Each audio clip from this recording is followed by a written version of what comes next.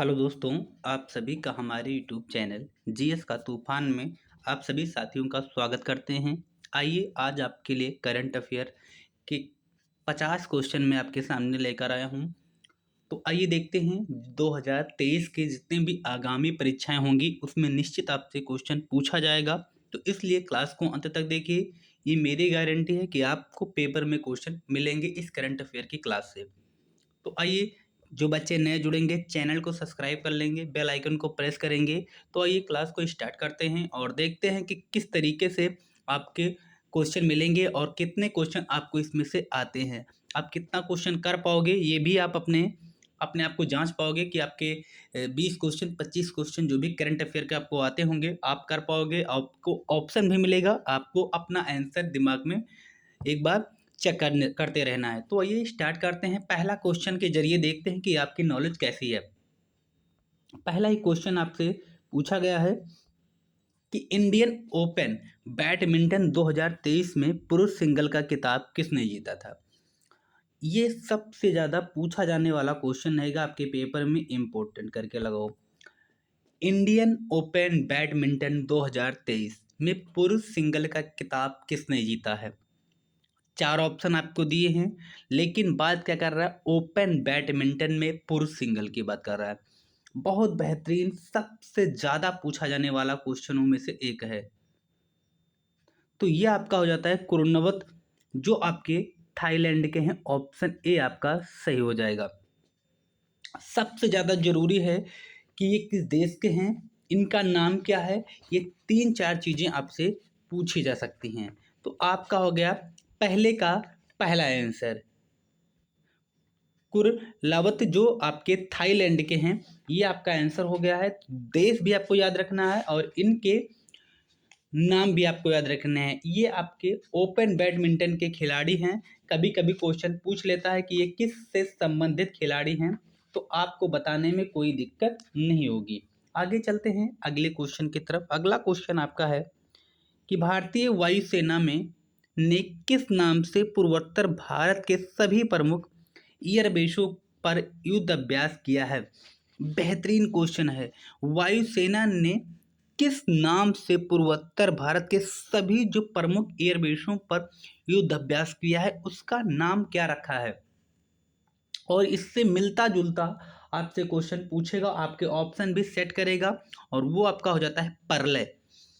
परलय 2023, इस नाम को आपको माइंड में सेट करना है। जैसे ही आपको क्वेश्चन मिलेगा, वायुसेना ने जो पूर्वोत्तर में भारत के सभी प्रमुख एयरबेसों का जो युद्ध अभ्यास किया उसका नाम था परलय 2023। आगे चलते हैं अगले क्वेश्चन की तरफ। आगे आइए देखते हैं अगला क्वेश्चन आपसे क्या पूछा गया है। आगे आपसे पूछा जाएगा कि हाल ही में संघाई सहयोग संगठन, जिसे हम लोग कहते हैं एससीओ, का पहला फिल्म महोत्सव का आयोजन कहाँ किया गया। ये क्वेश्चन आपसे पूछा जाएगा कि जो हाल ही में संघाई सहयोग, बहुत बार क्वेश्चन पूछता है ये संघाई, इंपॉर्टेंट है ये भी आपके लिए। और इसलिए इस पर टिक लगाइए कि जो संघाई है संगठन, जिसे हम लोग कहते हैं एससीओ, का पहला फिल्म महोत्सव का आयोजन कहाँ किया गया। पहला है इसलिए और ही इम्पोर्टेंट है। कोई चीज़ अगर पहला होता है तो वो ज़्यादा आपसे पूछी जाती है। तो पहला फिल्म महोत्सव का आयोजन जो किया गया है गोवा, बीजिंग, मुंबई या फिर संघाई में, ये चार ऑप्शन आपके हैं। और ये जो किया गया है वो किया गया है मुंबई में। भारत का फिल्म सिटी ऑफ द कह लीजिए तो ये मुंबई है, जहाँ से फिल्मों की दुनिया चालू होती है। तो इसलिए जो पहला संघाई फिल्म महोत्सव हुआ वो कहाँ पर हुआ है, बम्बई में आयोजित किया गया है। आगे चलते हैं अगले क्वेश्चन की तरफ।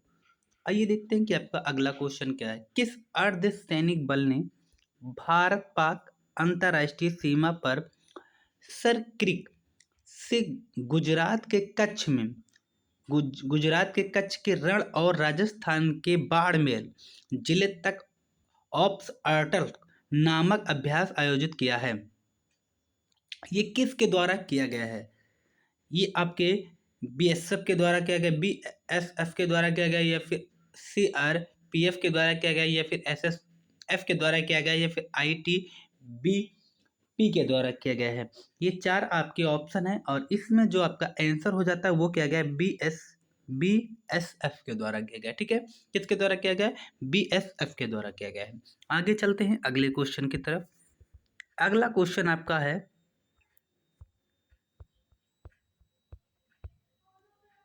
ये देखते हैं कि क्या कह रहा है अगला क्वेश्चन। हाल ही में प्रधानमंत्री ने कितने परमवीर चक्र पुरस्कार, मोस्ट इंपोर्टेंट है, परमवीर चक्र पुरस्कार विजेताओं के नाम पर अंडमान और निकोबार द्वीप समूह के अनाम द्वीपों का नामकरण किया है?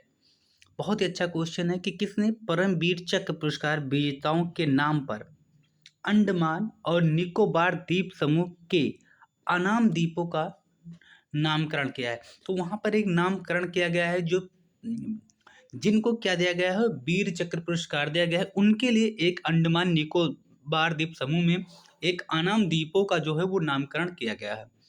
उन वीर जवानों के लिए जिनको ये दिया गया है वीर चक्र पुरस्कार, उनके लिए अंडमान निकोबार द्वीप समूह में एक नाम द्वीपों का जो है वो नामकरण किया गया है। और वो उनकी संख्या कितनी है ये आपको इसमें बतानी है कि कितने लोगों को ये वो वीर चक्र पुरस्कार दिया गया था। तो वो आपका हो जाता है ऑप्शन डी, 21 लोगों को। 21 याद करने का तरीका शुभ गिनती है आपको, और जब भी आपको 21 कहीं भी खाने जाते हो तो 21 रुपये आप लोग लिखा के आते हो। इस तरीके से आप लोग लिंक कर लीजिएगा कि 21 लोग जो वीर चक्र पुरस्कार से सम्मानित किए गए हैं। आगे चलते हैं अगले क्वेश्चन की तरफ। अगला है कि हाल ही में नागरिक उड्डयन महानिदेशालय, जिसे हम लोग कहते हैं डीजीसीए, आप लोगों को पता ही होगा, का महानिदेशक किसे नियुक्त किया गया है? तो डीजीसीए का, जिसे हम लोग कहते हैं नागरिक उड्डयन महानिदेशालय, उसके जो किसे नियुक्त किया गया है ये आपसे पूछ रहा है, और वो किया गया है विक्रम देवदत्त को। किसको किया गया है? विक्रम देवदत्त को किया गया है। आगे चलते हैं अगले क्वेश्चन की तरफ, देखते हैं कि अगला क्वेश्चन क्या होने वाला है। अगला क्वेश्चन आपका बहुत ही अच्छा आ गया है, देखते हैं कि क्या है। कह रहा है कि हाल ही में तीनों भारतीय सेनाओं ने अपना सबसे बड़ा द्विवार्षिक सैन्य अभ्यास एम्पैक्स 2023 का आयोजन किया गया है। हाल ही में तीनों भारतीय सेनाओं, जिसमें आपकी हो जाएगी थल सेना, वायुसेना और जल सेना, ये तीनों के द्वारा अपना सबसे बड़ा द्विवार्षिक सैन्य अभ्यास, जिसे हम लोग कहते हैं एम्पैक्स 2023 का आयोजन कहाँ किया गया? कुछ इस तरीके से भी पूछा जा सकता है कि भारतीय की तीनों सेनाएं किस अभ्यास का आयोजन करती है? तो आपको नाम याद होना चाहिए, एम्पैक्स का करती हैं, और ये किस देश या किस राज्य में किया गया है ये आपको बताना है, और वो आपका आंसर हो जाता है आंध्र प्रदेश। किस में किया गया है? आंध्र प्रदेश में किया गया है। अच्छा क्वेश्चन था, इंपॉर्टेंट क्वेश्चन था। आगे चलते हैं 8वें क्वेश्चन की तरफ। 8वां क्वेश्चन है कि हाल ही में अंतर्राष्ट्रीय शिल्प शिखर सम्मेलन 2023 का आयोजन किया गया है, कहाँ किया गया है? फटाफट से आप लोग बता दीजिए। अंतर्राष्ट्रीय शिल्प शिखर सम्मेलन 2023, इसका जो आयोजन किया गया है वो किया गया है उड़ीसा में। कहाँ किया गया है साथियों? उड़ीसा में किया गया है। आगे चलते हैं। अगर क्लास अच्छी लग रही हो तो लाइक करते रहें, चैनल को भी सब्सक्राइब कर लें। आगे देखते हैं कि अगला क्वेश्चन आपके सामने क्या होने वाला है। देखते हैं कि बाजरा और फिर ऑर्गेनिक्स उत्पाद का चौथा अंतर्राष्ट्रीय व्यापार मेला 2023 का आयोजन कहाँ किया गया है? तो आपको बताना है कि इन फसलों का जो उत्पादन का चौथा अंतर्राष्ट्रीय व्यापार मेला है वो किस जगह पर आयोजित किया गया है? ये आपका हो जाता है बेंगलुरु। ये ऑप्शन आपका सही है। चीज़ें याद भी हो जाएंगी अगर आप थोड़े से भी ध्यान से क्वेश्चन को देखोगे, तो यही चीज़ें याद होती रहेंगी, क्योंकि आराम से चीज़ों को आप समझ रहे हो। आगे चलते हैं अगले क्वेश्चन पर। हाल ही में केंद्रीय गृह मंत्री अमित शाह ने किस राज्य के आसिका पुलिस स्टेशन को देश के सर्वश्रेष्ठ पुलिस थाने के रूप में सम्मानित किया है? तो आसिका ये आपका पुलिस स्टेशन है जो देश के सर्वश्रेष्ठ पुलिस थाने के रूप में सम्मानित किया गया है। ये आपके गृह मंत्री के द्वारा किया गया है। ठीक है, तो आसिका ये किस राज्य में पड़ता है ये आपके लिए जानना जरूरी है, और ये आपका जो आंसर होगा वो हो जाएगा ऑप्शन सी, उड़ीसा। क्या हो जाएगा साथियों? उड़ीसा आपका करेक्ट आंसर हो जाएगा। आगे चलते हैं अगले क्वेश्चन की तरफ और देखते हैं कि आपका अगला क्वेश्चन क्या होने वाला है। तो आइए बढ़ते हैं क्वेश्चन नंबर 11 पर। आइए देखते हैं कि ये क्वेश्चन आपका क्या कह रहा है। भारत और किस देश की सेनाओं के बीच में पहली बार साइक्लोन वन, ये जो शब्द है साइक्लोन वन नामक संयुक्त सैन्य अभ्यास राजस्थान के जैसलमेर में आयोजित हुआ। साइक्लोन अभ्यास, तो ये पूछ रहा है कि भारत और किस देश के बीच में ये हुआ है। पहली बार हुआ, बहुत ही इंपॉर्टेंट से ये आपके लिए। साइक्लोन वन किस देश के बीच में हुआ ये आपको बताना है। तो भारत और मिस्र के बीच में हुआ है साइक्लोन वन। इंपॉर्टेंट सा है, मैं बार बार कह रहा हूँ, इसलिए आप लोग इसको याद कर लेंगे। आगे चलते हैं अगले क्वेश्चन की तरफ और देखते हैं कि आपका अगला क्वेश्चन क्या होने वाला है। ठीक है, तो आगे आपका जो क्वेश्चन है वो आइए देखते हैं कि क्या होगा। अगला आपका जाता है क्वेश्चन नंबर 12। ठीक है, आइए इसको देखते हैं कि ये क्वेश्चन आपका क्या कह रहा है।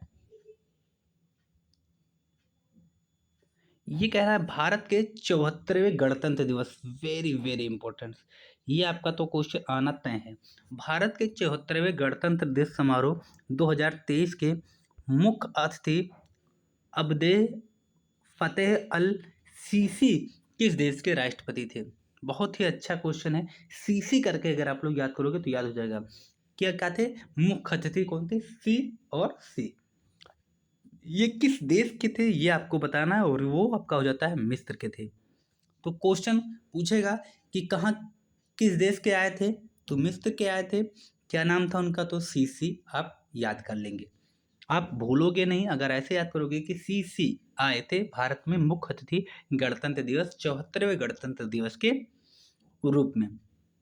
आगे चलते हैं अगले क्वेश्चन की तरफ। अगला क्वेश्चन है आपका, भारतीय नौसेना ने स्वदेश निर्मित कलवरी श्रेणी की किस पांचवी पनडुब्बी का परिचालन हाल ही में शुरू किया। अच्छा क्वेश्चन है ये आपका, और इसमें जो आपका आंसर होगा वो हो जाएगा ऑप्शन डी, वागीर। बहुत ही चर्चित ये पनडुब्बी आपकी रही है, तो इसको आप लोग याद कर लीजिएगा, वागीर को। आगे लेकर चलते हैं अगले क्वेश्चन पर। अगला क्वेश्चन है आपका, अंतर्राष्ट्रीय पर्यटन व्यापार मेला, बहुत बढ़िया है, FITUR 2023 का आयोजन कहाँ किया गया। तो ये आपका जो पर्यटन व्यापार मेला है ये आपका आयोजित कहाँ किया गया, ये आपका क्वेश्चन है, और ये किया गया है मैड्रिड में। ये आपका ऑप्शन डी जो दिख रहा है मैड्रिड, ये आपका सही आंसर हो जाएगा। आगे चलते हैं, देखते हैं कि आपका अगला क्वेश्चन क्या पूछा जाएगा। अगला क्वेश्चन आपका है कि सभी आदिवासियों को बुनियादी दस्तावेज प्रदान करने वाला पहला देश का पहला जिला कौन बन गया है। किसी देश का पहला जिला बन गया जो सभी आदिवासियों को बुनियादी दस्तावेज प्रदान करने वाला। अच्छा क्वेश्चन है, इंपॉर्टेंट क्वेश्चन है। आदिवासियों से क्वेश्चन आपसे पूछे जाते हैं, आप लोगों ने देखा होगा, तो इसलिए ये क्वेश्चन भी आपसे पूछा जा सकता है कि सभी आदिवासियों को बुनियादी दस्तावेज प्रदान करने वाला देश का पहला जिला कौन बना है। तो इसमें आपका जो आंसर हो जाएगा वो आपका करेक्ट आंसर हो जाएगा ऑप्शन ए, वायनाड। वायनाड में एक जिला है जिसे देश का पहला जिला बनाया गया है आदिवासियों के लिए। आगे चलते हैं अगले क्वेश्चन पर। अगला क्वेश्चन है आपका, किस नाम से भारत और फ्रांस के बीच में 21वें संयुक्त नौसैनिक, किसकी बात कर रहा है, भारत और फ्रांस के बीच की बात कर रहा है, 21वां है संयुक्त नौसैनिक अभ्यास भारत के पश्चिमी तट पर आयोजित हुआ। उसका नाम क्या था, और उसका नाम आपको बताना था, वो था वरुण। भारत और फ्रांस के बीच में होता ही है, वरुण होता है, युद्ध अभ्यास हमेशा होता है। तो इसको भी याद कर लेंगे कि वरुण किन दो देशों के बीच में युद्ध अभ्यास है, तो भारत और फ्रांस के बीच में ये युद्ध अभ्यास होता है, वरुण। आगे चलते हैं अगले क्वेश्चन पर। अगला क्वेश्चन है आपका कि हाल ही में किस भारतीय प्रौद्योगिकी संस्थान ने भारोस, ठीक है, भारोस OS नामक एक स्वदेशी मोबाइल ऑपरेटिंग सिस्टम विकसित किया है, उसका नाम बताना है। तो भारोस को किस IIT ने विकसित किया है उसी का नाम आपको बताना है, और वो आपका हो जाता है आईआईटी मद्रास। क्या हो जाएगा साथियों? आईआईटी मद्रास। आगे बढ़ें, आगे चलते हैं अगले क्वेश्चन की तरफ। अगला क्वेश्चन आपका बहुत ही बेहतरीन आने वाला है, और देखते हैं कि वो किस प्रकार से क्वेश्चन पूछ रहा है। अगला है आपका, ब्रांड फाइनेंस द्वारा जारी ग्लोबल 500 से 2023 रिपोर्ट के अनुसार दुनिया का सबसे मूल्यवान ब्रांड कौन सा है? बहुत ही अच्छा क्वेश्चन है कि 2023 की रिपोर्ट के अनुसार दुनिया का सबसे मूल्यवान ब्रांड कौन सा है, जिसमें आपका अमेजन है, एप्पल है, माइक्रोसॉफ्ट है, या फिर गूगल है। तो ये क्या आपका हो जाएगा सबसे मूल्यवान?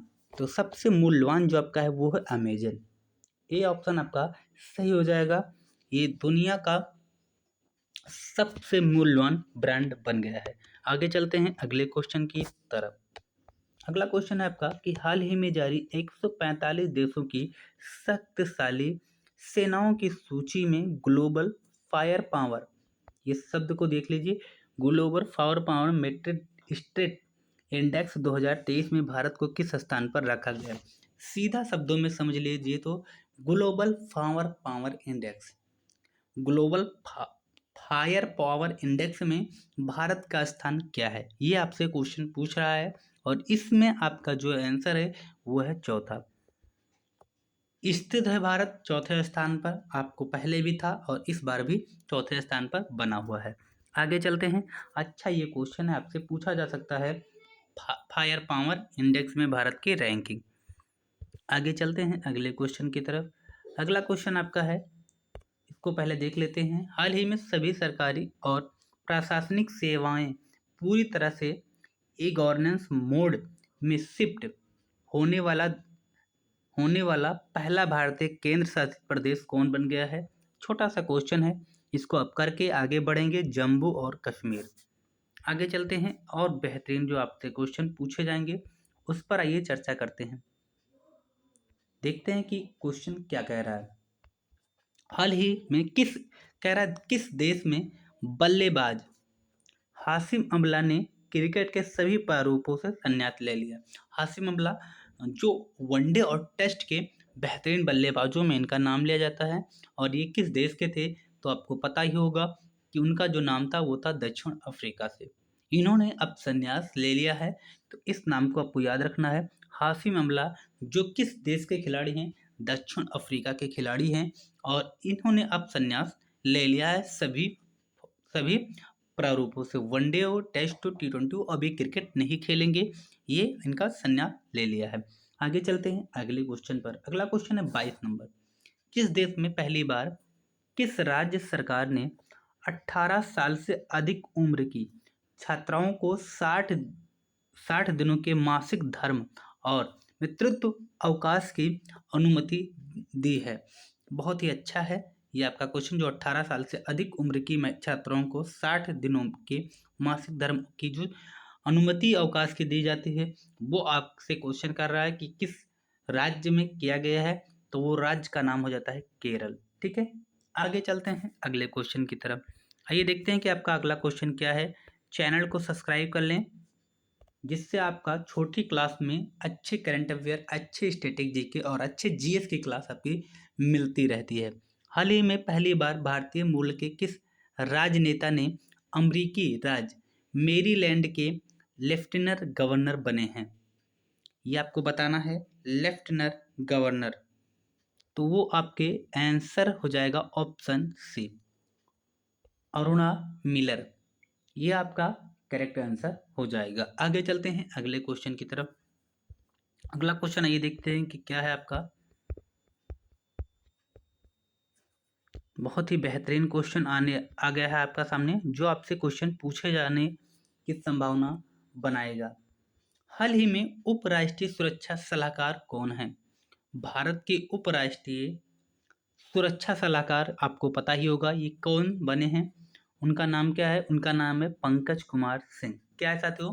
पंकज कुमार सिंह भारत के उपराष्ट्रीय सुरक्षा सलाहकार बन गए हैं। ये क्वेश्चन आपको याद रखना जरूरी है।